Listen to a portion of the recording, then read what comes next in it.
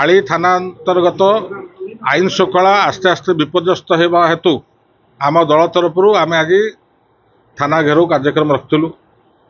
विगत 2 मास हम आस्ते आस्ते आली थाना अंतर्गत आईन श्रृंखला परिस्थिति विपर्यस्त आड़ गति करुच्ची।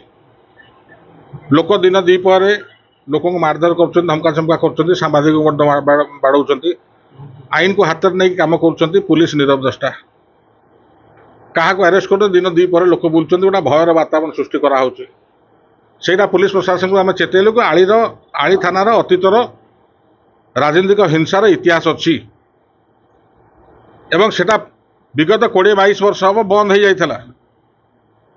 पुलिस प्रशासन जब उदासीनता ये देखब एवं ता कार्यक्रम ठीक करना पुनर्बार जब आईन श्रृंखला परिस्थिति सृष्टि हम आली थाना अंतर्गत तापर पुलिस प्रशासन ही दायी हो। से आप कहबनी कि ग्रुप क्लास होगा 2 दल भर क्लास होगा थे नेड़गुड़ कौन को बहीगला आईन श्रृंखला परिस्थिति रक्षा करने कष्टर हम तो आज पुलिस को विजु जनता दल तरफ एटा स्ट्रंग चेतावनी आम दी।